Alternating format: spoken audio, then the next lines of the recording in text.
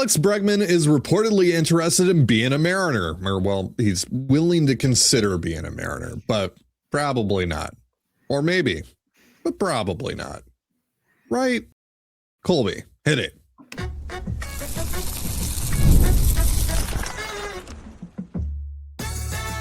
You are Locked On Mariners, your daily Seattle Mariners podcast. Part of the Locked On Podcast Network, your team every day. Ahoy, sailors. It is Friday, December 12th, 2025. You're listening to the Locked On Mariners podcast, part of the Locked On Podcast Network, now the #1 sports podcast network. My name is Titan Gonzalez, and I'm joined as always by my co-host Colby Patnode. We're two lifelong Mariners fans who've been covering the team for over half a decade, and today we're going to talk about Alex Bregman. You know, there haven't been many, out of nowhere things reported about the Mariners, not just this winter, but in recent winters. There really hasn't been any local reportings about, the biggest free agents on the market when it comes to the Mariners. Nothing from the Seattle Times about like, hey, the Mariners might actually be able to land this guy or this guy. So when Adam Jude wrote on Wednesday that Scott Boras has, quote, initiated discussions with the Mariners to express Bregman's willingness to consider Seattle in free agency. I know it's a mouthful. That obviously blindsided me and blindsided a lot of Mariners fans, because this offseason in particular has been very straightforward. So we're going to talk about it. It's far more interesting than a lot of the things that we've talked about this offseason. We're going to talk about why it's probably leverage, but maybe not in the way you think. We'll also talk about the off chance that it's actually true and Bregman is indeed interested in being a Mariner. What would that look like? We'll talk about what we think the Mariners are overall getting up to right now. But before we get into all that, I want to shout out our title sponsor today, Gametime. Download the Gametime app, create an account, and use the promo code LOCKEDONMLB. That's LOCKEDON MLB for $20 off your first purchase. So yeah, this Bregman stuff, Colby, pretty sure it's a leverage play, but I'm not totally bought into the idea that this is just 100% Boras, considering the source of where this was reported, of where this report is coming from. It's Adam Jude of the Seattle Times. It's not John Heyman. It's not Mark Feinsand. It's not a national non-Jeff Passan reporter. Because if it was, then I'd go, oh yeah, that's just 100% Boras pulling strings. But because it's specifically Adam Jude of the Seattle Times, I think this actually might be coming from the Mariners. Now, I know that Jude wrote that this is coming from an industry source, which kind of makes it sound like it's from outside the organization. Again, I'm not 100% sure that this is coming from the Mariners. I can't say that. But I can say with full confidence that the whole industry source thing doesn't mean that it's not from the Mariners. It could absolutely mean that it's from the Mariners. So that part to me, that doesn't matter. I do think that this is coming from the Mariners. And if so, it makes sense, right? Because there's still this pretty wide gap being reported between them and Jorge Polanco. Polanco wants a guaranteed third year, maybe even a fourth year. The Mariners seem like they're holding pretty firm on this 2-year offer that they have on the table for him. They also have a lot of irons and different fires on the trade market. So saying like, hey, yeah, Alex Bregman has reached out to us and, he's interested in considering us, possibly, maybe, whatever it was. Like, that does, in theory, throw another option out there that does give them a little bit of an advantage, right? They can use that to their advantage. Mm-hmm. And Scott Boras can also use this to his advantage, because it doesn't seem like Bregman's market has really developed at all. Nope. So yeah, I do think that this is a leverage play. I just don't think it's a leverage play in how most people assume that it's just, it's just 100% Boras just pulling strings and doing what he always does. I think this is also the Mariners a little bit. Well, it's pretty clear that this, again, the initial reaching out, like that's Boras is trying to drum up business because he told Bregman that he was going to have all these great offers, and very clearly he doesn't. At least not right now. You look at the teams that have been heavily rumored to Bregman this year. Detroit the Cubs and the Red Sox. Well, the Red Sox are, knee deep in these Marte negotiations. The Tigers and the Cubs really, the Cubs have kind of gone out of their way to say, like, we need to spend a little less money than we have been spending. That's why they're not even remotely considering trying to retain Kyle Tucker. So they have their own problems. And the Tigers, they haven't really been spending a lot of money recently. So right now they're kind of focused on whether or not they're going to trade Tarek Skubal or not. So, there's just not a lot of buzz around Bregman right now. And, this happened last winter as well. There was a lot of thought that Bregman was going to get, 6 to 7 years with 180, $200 million, something like that. That he was going to get something like that. And he ended up having to take a 3-year deal with an opt-out after year one. And now you kind of wonder if Bregman's sitting around being like, I probably shouldn't have opted out, so we'll see what the case is. But very clearly that is, Boras trying to drum up business for his client. But I think what's probably also happened here is the Mariners are like, look, Boras has tried to use us as leverage in the past with other free agents, and he's, dropped the mystery team nonsense, even though his players never end up signing with the mystery team. It's always the team that you expect and all of that. And this time around, I believe the Mariners looked at him and been like, we're going to use this to our advantage, and we'll tactically leak this, and this will, polo, and this might push some of the teams that we're kind of negotiating trades with to be like, hey, we do have this other option we might be willing to pursue. Now, is that actually going to work? No, because I don't think anybody who cares or anybody who matters in this case is that stupid that they would be like, oh, the Mariners are absolutely going to try and go get Bregman. That's not going to happen. Like, the Cubs aren't going to be afraid of this. The Diamondbacks aren't going to be freaked out that the Mariners might go trade for or sign Bregman and then not want to trade for Marte or whatever it is, right? Like, that's not going to happen. So it's kind of silly when front offices and when GMs and agents kind of play these games where like, oh, I'm gonna create some leverage here, and it's like, only if you think like the people who work in these front offices are as stupid as the people who leave comments on Twitter. Like, it's just one of those things where I don't think this has ever actually worked, where you've actually drummed up so much business, but yet they keep doing it. So I don't know, maybe it does work and we just don't know it. But yeah, more than anything, this is just Boras being like, this is not great. I'm going to fail this guy 2 years in a row, and that's going to be a shot on my fantastic reputation, which already should be pretty, dinged up by now, but whatever. And so a couple players have already, they've already ditched Boras over the last couple of years. Yeah. Cal being one of them. Right. And, keep in mind is that Boras is a guy who used to like run everything, and now he's not. He's still like the biggest agent, but he is not the super agent who owns every great player. And that reputation continues to take hit after hit every winter. And this could be another one. So he's very clearly trying to drum up some business, but the Mariners, to their credit, have been like, look, we're going to use the star advantage. Like, screw you and your advantage. We're going to use the TARs. So it actually does benefit the Mariners in that way. But Bregman, not going to happen. It doesn't really make too much sense based on how the Mariners have operated and how they've said they're going to operate. And also, they leaked last year. They didn't feel like Alex Bregman was a fit for the ballpark. Right. And by the way, when you look at the data, all of his power is to the pull side. Really doesn't go oppo that much. He doesn't hit the ball that hard either. Never really has in his career. So he's not going to slice through the marine layer and all of that as well. So it's kind of one of those things where it's like, look, he is a little bit of an odd fit, like in terms of his profile to the ballpark. And Bregman's talked about, how ballpark factors matter to him. And like, he wants to play in a good hitter's park so he can put up his numbers. And that's really all he's done in his career. He's played in Houston. He's played in Boston. Those are two ballparks that are pretty tailor-made to his swing, where he hits a lot of fly balls out to left field, but they're not especially hit hard. So, he kind of needs those short porches or the tall wall to take advantage of. So, there are a lot of reasons why Bregman doesn't make sense.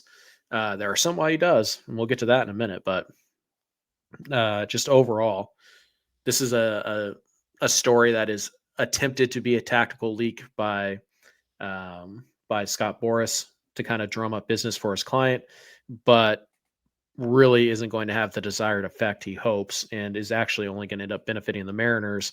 Although I doubt that benefit is honestly that great. Like, I really don't get when these teams are like, oh, well, sure, this team might be interested. And it's like, we know they're not. We know. Well, I think what they're trying to do with here specifically with Jorge Polanco is going like, look, we have a deadline. Like, you need to decide soon. You know, Jerry at the winter meeting saying like, we would like to add a hitter within the next 7 days. They've openly, you know, had it. They've let it be reported that, you know, they've been talking to the Cardinals about Brendan Donovan, and, you know, there's been some other names that have been floated out there. Obviously, the Ketel Marte stuff hasn't necessarily gone away, even though Adam Jude and Ryan Divish reported that it's highly unlikely that they get something done with the Diamondbacks for Marte. So I think really what this is about is getting Polo to finally decide, because I believe Divish told Jason Puckett the other day on Puck's show that that he believes the Pirates have that third guaranteed year and maybe even have a fourth guaranteed year. But does he really want to go play for the Pirates? Mm-hmm. You know, is the extra year, extra 2 years, maybe a little bit more money on the AAV, is that worth going to play for a bad team when you could go play for a contender and stay where you know you're comfortable? So I think they're trying to force his hand. That's what I really think is going on here. Ultimately, I really do think that Polo's their number one priority right now. Sure, but I just think it's very easy for Polo's agent to look at the Mariners and understand who they are and how they operate and be like, okay, you might be trying to line up fallbacks and all that, but Alex Bregman is not a fallback for you if you don't get Jorge. Let's be honest. Like, there's no way he's like, oh, well, we don't sign soon. They might go give your money to Bregman. That's not a thing. I guess the way that they would try to characterize this is like, hey, Alex Bregman might be falling into our laps. Like, ooh, look at that. Mm-hmm.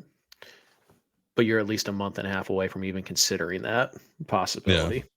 Like, if Bregman's floating around out there in late January and you can, you know, you built out the rest of your team, you're like, oh, I mean, heck, we get him for 3 years and like an option, like maybe. Yeah.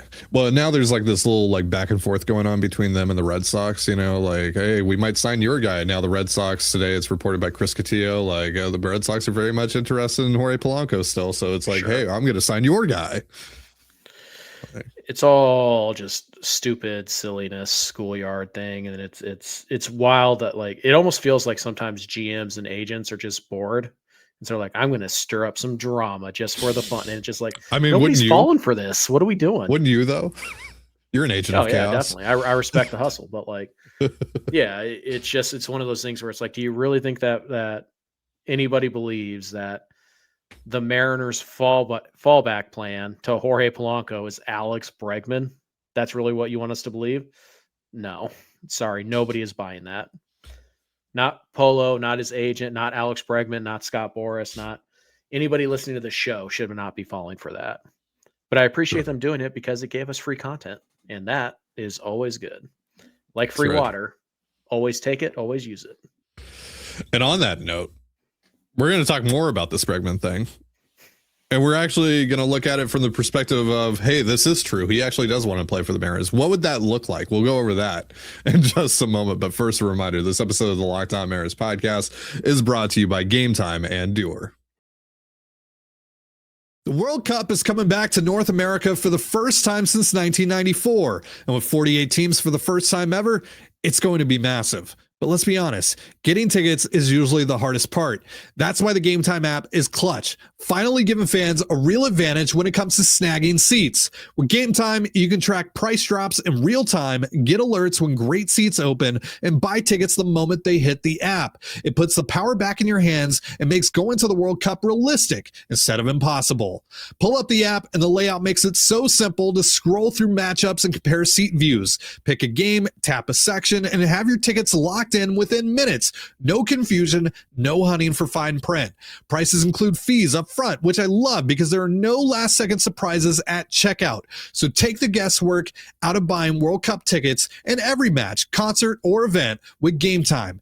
Download the Gametime app, Create an account and use the promo code LOCKEDONMLB. That's LOCKEDONMLB for $20 off your first purchase. Terms apply. Again, download the app, make an account, and use the promo code LOCKEDONMLB. That's LOCKEDONMLB for $20 off. Swipe, tap, ticket, go, game time.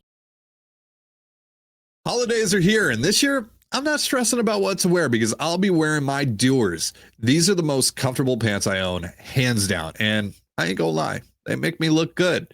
I've been recommended Doer to all my friends because these are my favorite jeans to wear for any occasion.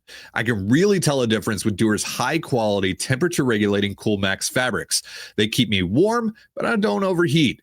Doer invented the original performance denim, and they give us the best of both worlds, combining classic jeans wear style with the kind of comfort and performance you get from athletic wear, designed to look great and stay comfortable all day long, all year round. And it's time for you to experience the comfort of Doer. I know you'll love these.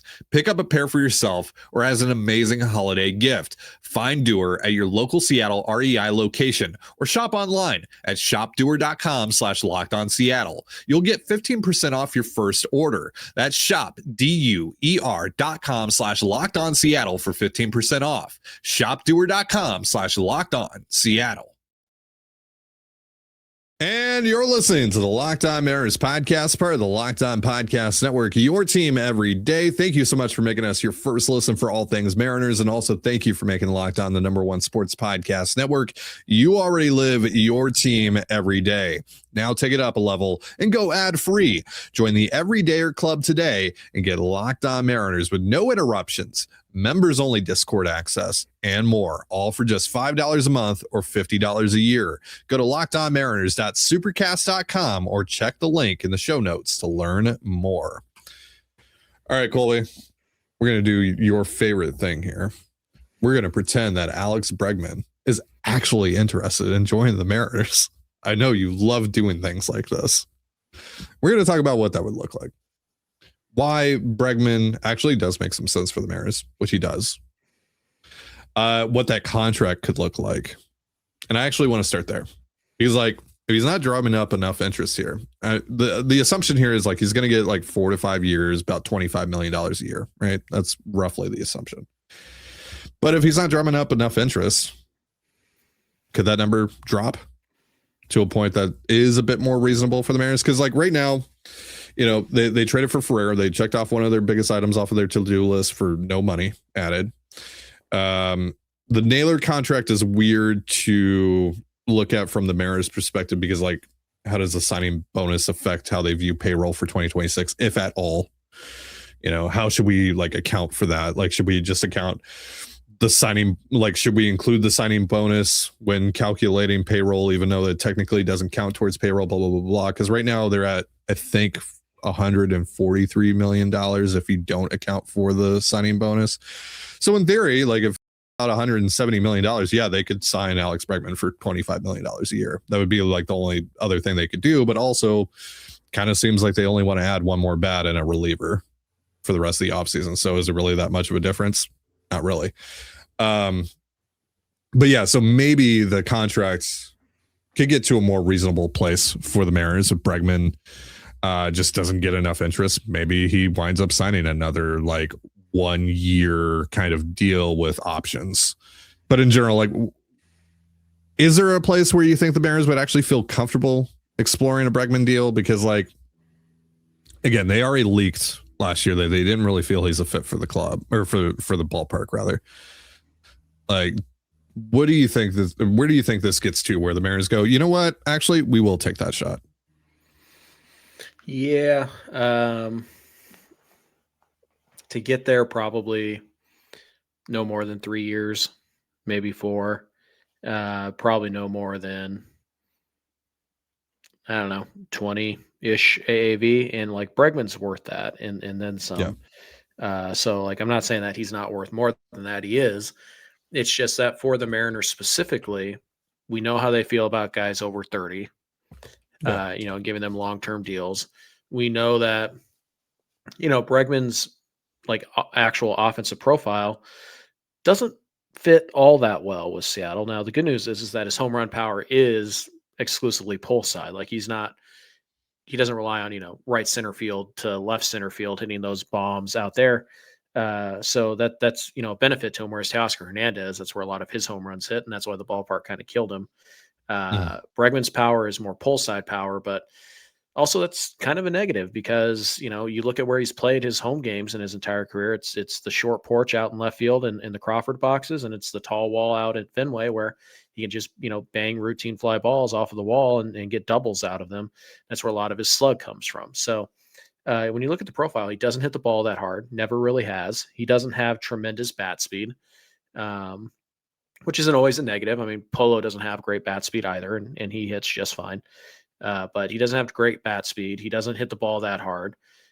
He does, make a lot of contact. He does draw a lot of walks. Like, I'm not saying he doesn't fit at all, but you just kind of look at he doesn't hit the ball hard.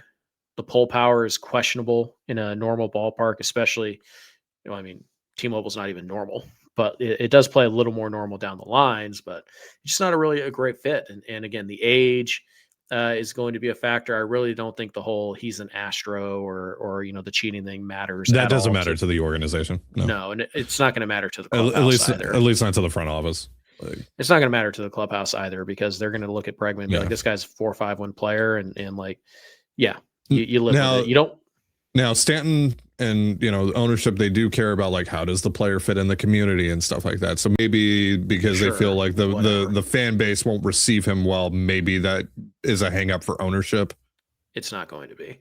The hang up for ownership will be writing the check, as we know. Well, I mean that's the main one, yeah. Right. So I think the circumstance to get to where this is even remotely feasible is late January, early February, right around spring training, right around pitchers and catchers reporting.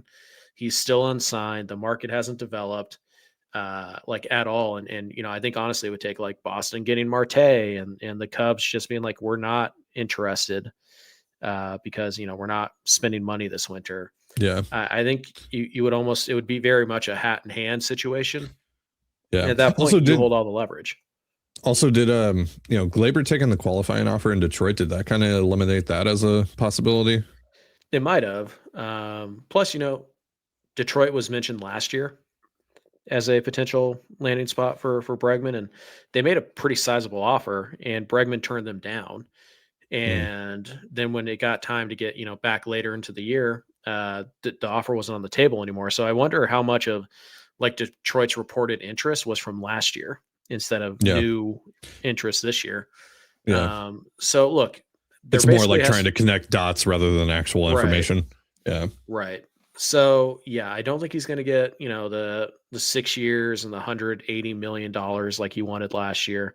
He's certainly not going to get that this year. He's going to be 32 right around opening day. So you're paying for his age 32, 33, 34 season for a guy whose bat speed isn't great. So it's going to go down. He doesn't hit the ball that hard. So there's a shot that at T-Mobile Park, he's more average, still a very good defender, still probably going to be a 4-win player, even if the offensive numbers were depressed a little bit. So he's still absolutely a solid player, and you should be happy if the Mariners actually were to sign him. But the circumstances in which he would sign with you are so unlikely that it's not even really worth having that much of a discussion about right now. Again, we get a month from now and Bregman's not signed, and we're hearing more about he might have to take another 1 or 2 year deal or a 3-year deal with options and all that. He might have to take that.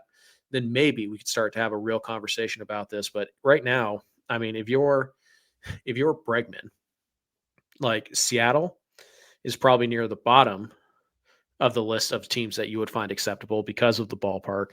And you're probably looking at that going like, well, I mean, if they want to give me the 6 and 180 or the 6 and 150 or whatever it is, right? Then but the Mariners are not going to do that. And I don't really think I really don't blame them for not wanting to do that. Yeah. Well, he checks off a lot of their boxes. He squares the ball up, so he creates a lot of quality contact. He doesn't chase, he doesn't whiff. He controls the zone. Exit velos. But he doesn't hit the ball hard. He doesn't hit, and he doesn't barrel the ball up. Yeah. He's also still a pretty good defender, though. Yeah, very good. And obviously he plays a position of need. Now, obviously the Bregman stuff was reported in an article that said that the Mariners not really interested in adding a third baseman, which I think is kind of BS. I don't think the Mariners are stupid. I think the Mariners are content with, rolling out Colt Emerson eventually, Ben Williamson to start the season. I think like if push comes to shove, they'll do that. They're fine doing that, but I don't think they're stupid. Right. And we're just going to cut ourselves off completely from this market because we have Ben Williamson. In the same article where they're trying to use Alex Bregman to leverage, why would we believe them when they say, oh, we're not even remotely interested in a third baseman? More leverage. Because here's an example, and we'll talk about Brendan Donovan here in a little bit at the end of the show. Like, they're not going to get Brendan Donovan, let's say they trade for him. They're not going to get Brendan Donovan to play him over Cole Young instead of Ben Williamson. They're not going to get Ben Williamson runway over Cole Young. Like if they get Brendan Donovan and Donovan might DH some if they acquire him, but like if they acquire Donovan, they're probably going to primarily play him at third base when he's playing in the field. Like I just cannot imagine that they're going to give more runway to Ben Williamson over a guy that just graduated from being a top 100 prospect in all of baseball. Right. I mean, you could flip it. If Colt Emerson runs away with a third base job, then they'll definitely give Donovan, the reps over Cole Young at second. Yeah. So again, just to go back to Bregman, it makes like in a perfect world, just you don't have to worry about contract and long-term fit and all that. Like Bregman would be very high on our list of priorities. But again, you have to factor in what he actually wants, what he said he's valued in the past, where the Mariners are at in their payroll, and how we know the Mariners operate when players are over the age of 30 and they're not in their organization. Like the Mariners are going to be much more willing to give a guy an extension when they know him and they know how he plays in the clubhouse and they know what kind of work he puts in. They're going to be much more likely to give that guy significant money than they are somebody they've never had, and they don't really know how to how he operates. So and by the way, just very risk averse. And by the way, if they did sign Alex Bregman, because I know what people are going to bring up here. Well, if you sign Bregman, then you're going to block Colt Emerson. No, because then Colt Emerson can go actually play his natural position of shortstop, and I can move JP Crawford to second base. Or I could just stop assuming the 20-year-old Colt Emerson is definitely going to be major league ready in 2026 and is definitely going to contribute then. And by the way, but in terms of just giving him runway, allowing him some runway to start, right? Like I can just move JP Crawford to second base. Or you can just move Colt Emerson to second base, which is where he needs to be. And it's really just such a problem to move JP, for JP, then just move him to second base. Yeah. Oh no, I have too many middle infielders. A sentence nobody has ever said in their entire don't worry about it. And then long term, JP's gone after 2026. It's just a reality. You should start to accept it. And Emerson's the shortstop. So even if you sign Bregman, you still maintain flexibility to give your young guys some playing time. Plus, Bregman could probably use some more DH days at this point in his career. Yeah. So he missed a chunk of last season. So Bregman, even with the concerns about how the bat would play at T-Mobile Park, I would say he fits. Yeah. I'm super down for this. I don't care about the whole he was involved in the Astros cheating scandal thing. I don't care about any of that. I want good players on my baseball team. Alex Bregman is a good player. And on the off chance that he is actually interested, I don't think he is. Again, let me preface by saying that. But on the off chance that he actually is interested in being a Mariner, I would like for the Mariners to seriously consider that, to explore that and try and make that happen. Sure. I don't think I'm all that interested in 7 years, but 3-4 year contract at market value, then fine. Do I think the Mariners would give that to him?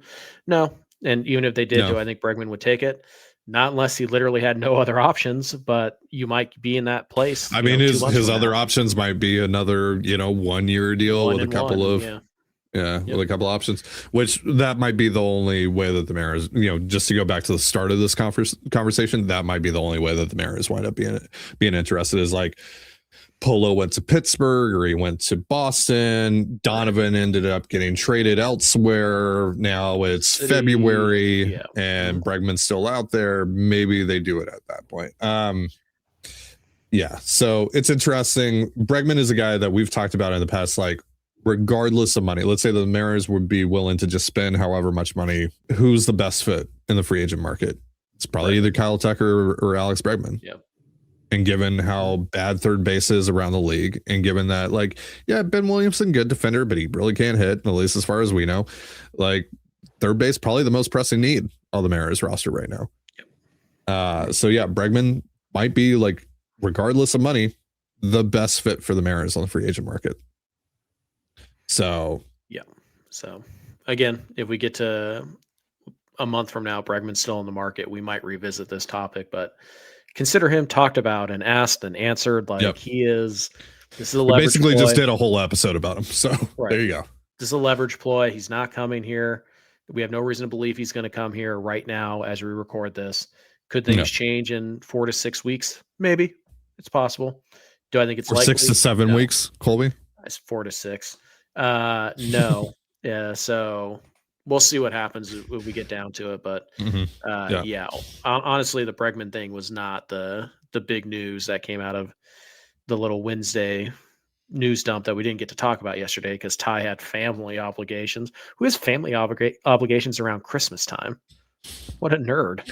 So yeah, we're going to talk about the actual big news, or rumor, not news. Little nugget. Yeah. And by the way, there isn't enough stuff for me to do a final out episode. So this is kind of going to be like the final out episode in this next segment coming up. Sure.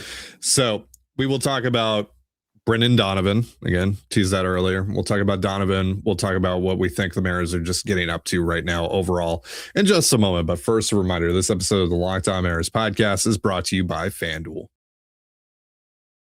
NFL Sundays move fast. One big play and suddenly everything feels different.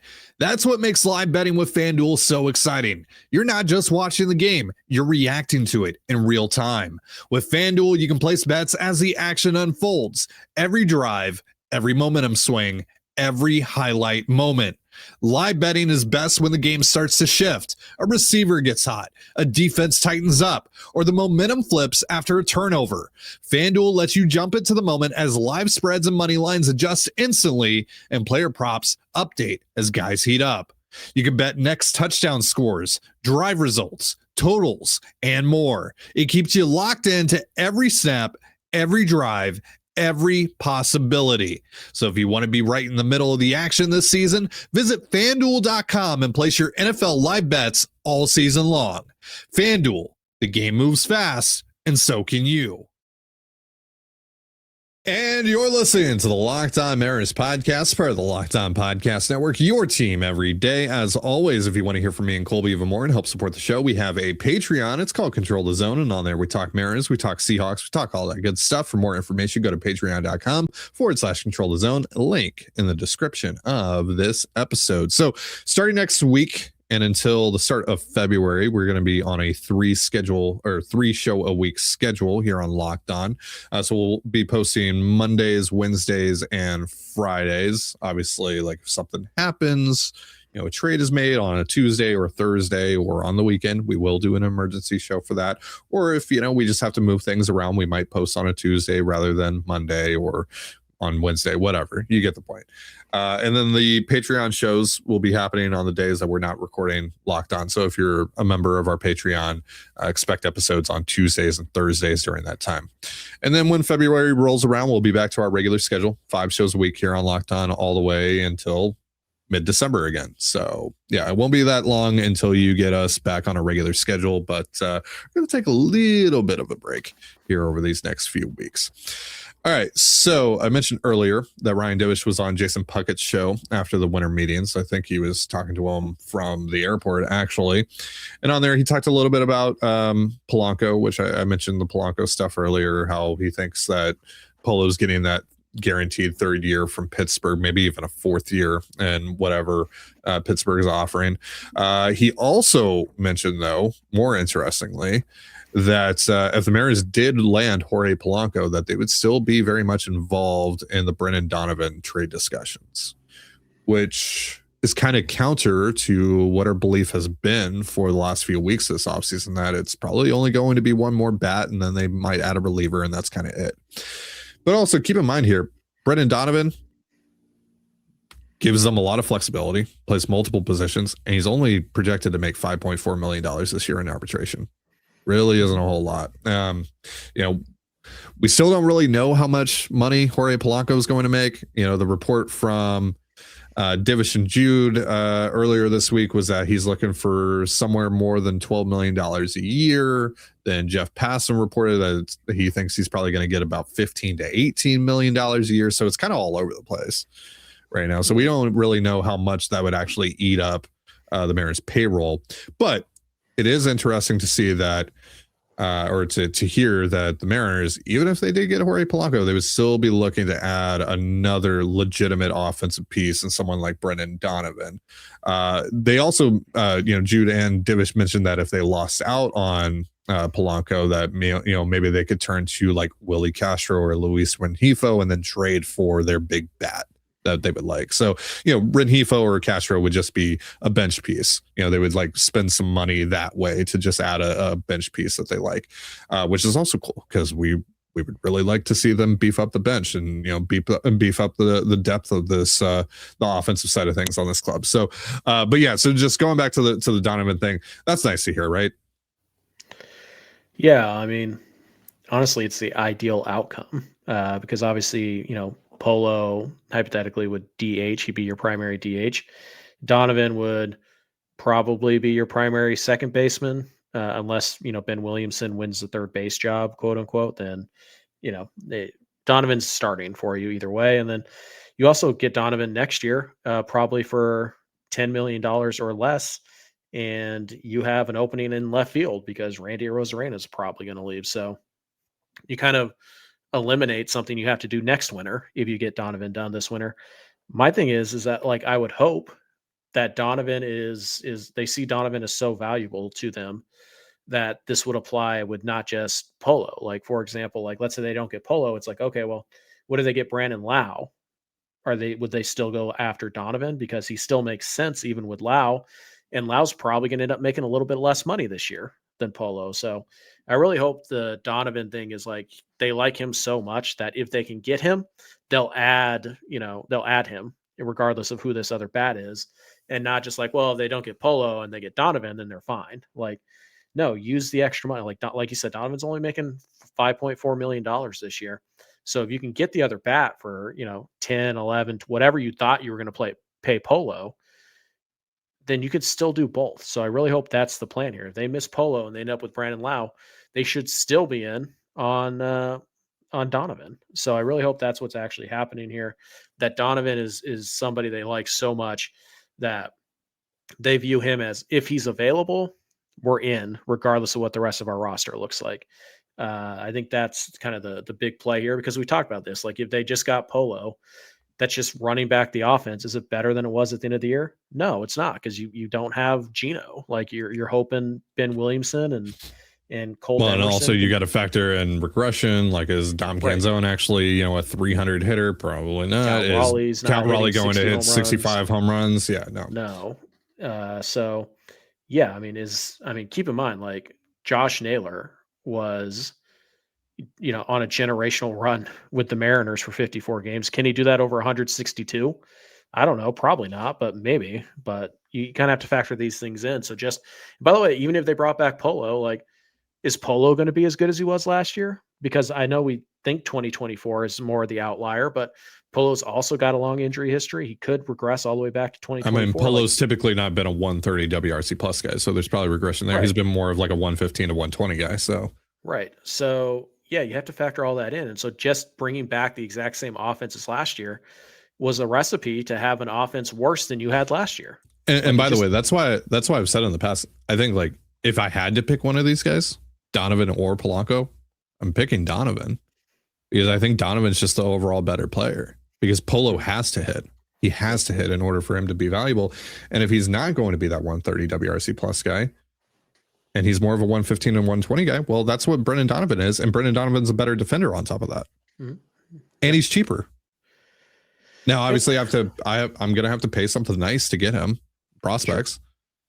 Sure. But like overall, yeah. And that gives me more flexibility, not just in terms of, where you can put Donovan positionally, but financially as well. Like that, like adding Donovan and not Polanco just that $5.4 million that Donovan's projected to make, that allows me to go get another offensive piece, or that allows me to go spend real money on another reliever, or, whatever to, still fit in that budget that they have. Sure. Again, I would have really liked, to be able to ask Ryan, like, hey, is Donovan, like, do they like Donovan so much that they want him regardless of what the rest of the offseason looks like? Like, if they don't get Polo, would they still be willing to add another bat plus Donovan if the market, should dictate that they can afford him? Because I think that's a big deal, because you're talking about adding two bats who are both, everyday players who are both well above average hitters to your lineup instead of one. And that's significant, because one more everyday bat is not going to fix this lineup. Two more makes you one of the more formidable lineups in all of baseball. If I had to guess, the answer would probably be not via trade, at least not for a significant bat, because you just spent Harry Ford to go get Ferrer. You're probably going to have to spend at least one top 100 guy to go get Donovan. Mm-hmm. It would probably be, the next guy would have to come via free agency, and then obviously that's kind of a tight window. That would be my guess on the answer. Yeah, because God forbid we give up Harry Ford, Jurangelo St. Ty Pete, and Teddy McGraw to get Brandon Lau, Jose Ferrer, and Brennan Donovan. That would just be terrible, wouldn't it? So yeah, we'll see what happens. I suspect you're probably right, though, but you shouldn't be. Like, the Mariners should be very willing to get aggressive here. And again, like Donovan, you get for multiple years. So yeah, we'll see. But to me, that was the biggest takeaway from the whole like mini rumor dump we got on Wednesday shortly after we ended our shows. Is that the Mariners might be willing to get two bats if one of them is Donovan. That I think would significantly improve the team. Would leave no doubt that this team is better than they were last year, which right now I have serious doubts about whether or not they'll get to that. And then, it still sounds like they really want to sign another reliever, particularly a right-handed reliever. And it does kind of seem like that's trending more towards free agency. So we'll see what will happen.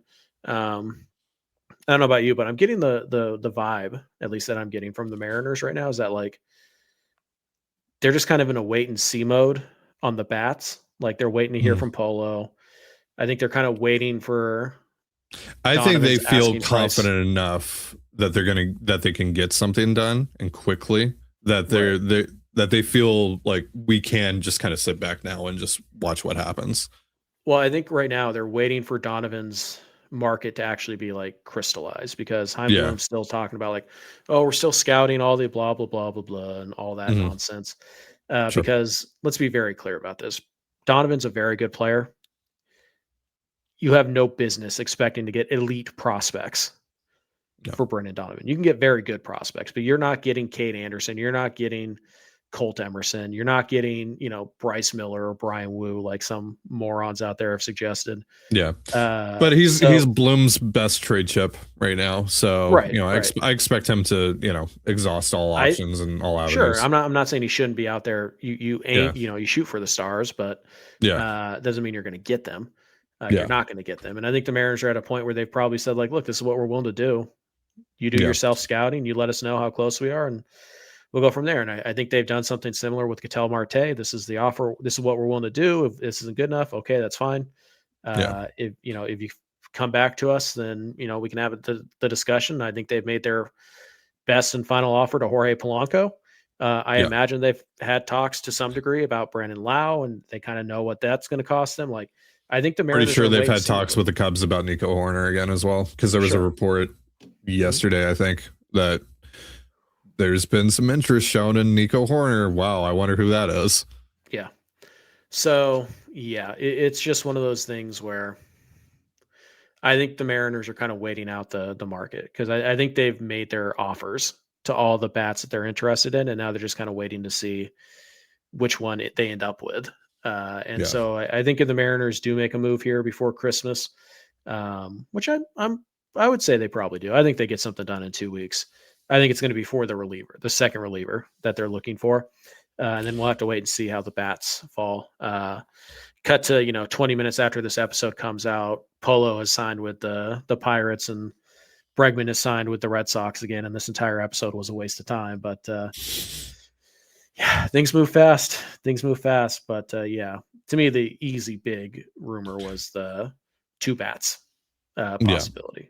Well, that is going to do it for our show. Thank you so much for joining us here on the Locked On Mariners podcast, part of the Locked On Podcast Network, your team every day. For Colby Patnode, I'm Titan Gonzalez. Be sure to give us a follow on Twitter at LO_Mariners. You can follow me at Titan Gonzalez and Colby at CPAT11. That's CP1811. We're also on Blue Sky. You can follow me at TDG, Colby at MLB Colby, and the show at Locked On Mariners. You can also find us on Instagram at Locked On Mariners. Have yourself a beautiful baseball day, and we'll see you next time. Peace.